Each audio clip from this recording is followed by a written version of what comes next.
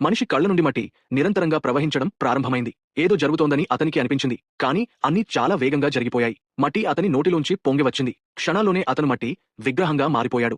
ఆ వెంటనే వేలాది అగ్నిబాణాలు అతని వైపు దూసుకొచ్చాయి. అధిక ఉష్ణోగ్రతల వల్ల అతని శరీరాన్ని కప్పిన మట్టి గట్టిపడి అతను ఒక కంచు యోధుడిగా మారిపోయాడు. అంతేకాదు, నగరానికి బయట ఉన్న లక్షలాది సైనికులు కూడా అదే పరిస్థితిని ఎదుర్కొన్నారు. ఇది అంతా షివాన్ అనే తావోయిస్ట్ సన్యాసినిచే వేయబడిన శాపం. షివాన్ అతనికి అమరత్వ మంత్రం కనుగొనడంలో సహాయం చేసింది. కానీ అతను తన వాగ్దానం తప్పించాడు.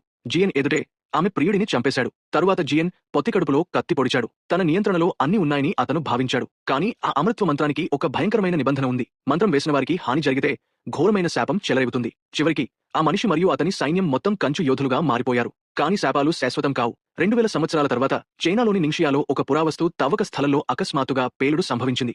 ఆ పేలుడు ప్రభావంతో ఒక సమాధి ద్వారం తెరుచుకుంది. పురావస్తు శాస్త్రవేత్తలు లోపలికి ప్రవేశించగానే వారు క్రమంగా అమర్చబడ్డ కంచు యోధులను కనుగొన్నారు. అన్వేషణ చేస్తూ వారు అదృష్టవశాత్తు చక్రవర్తి యొక్క కంచు యోధుడిని కనుగొన్నారు. కొద్దిసేపటికి ఒక యుద్ధాధిపతి చక్రవర్తి విగ్రహం ముందు చేరాడు. అతను అమరత్వరత్నంపై ఒక చుక్క రక్తం చిందించాడు. వెంటనే దానిపై చుట్టుకున్న 9 బంగారు నగలు జీవం పొందాయి. ఆ తరుణంలో ఒక పువ్వు వికసించింది. అది అమరత్వపు వసంతం, చక్రవర్తిని పునర్జీవింపజేయగల తాళం. యుద్ధాధిపతి ఆ పవిత్ర జలాన్ని తీసుకుని చక్రవర్తి శవపేటిక వైపు నడిచాడు. అప్పుడు ఆకాశం నుండి ఒక రహస్య వ్యక్తి దూకివచ్చాడు. అనుకోకుండా దానిని పక్కనున్న కంచు యోధుడిపై కుమ్మరించాడు. ఒక రహస్య స్త్రీ కత్తిని పట్టుకుని శవపేటికలో ఉన్న వ్యక్తిని పొడిచింది. అతడే చక్రవర్తి అని ఆమె అనుకుంది. కానీ త్వరలోనే ఆ మృతదేహం చక్రవర్తిది కాదని గ్రహించింది. అప్పుడే పక్కనున్న కంచు యోధుడు పగిలిపోయాడు. మట్టితో చేసిన 2 చేతులు బయటకు వచ్చాయి. వెంటనే ఒక పేలుడు జరిగింది. నిజమైన చక్రవర్తి ప్రత్యక్షమయ్యాడు. యుద్ధాధిపతి వెంటనే తుపాకీ కాల్పులు జరిపాడు. కానీ ఆశ్చర్యకరంగా చక్రవర్తి నిప్పు ఉమ్మగలిగాడు. అతని గాయాలు క్షణాల్లో మానిపోయాయి.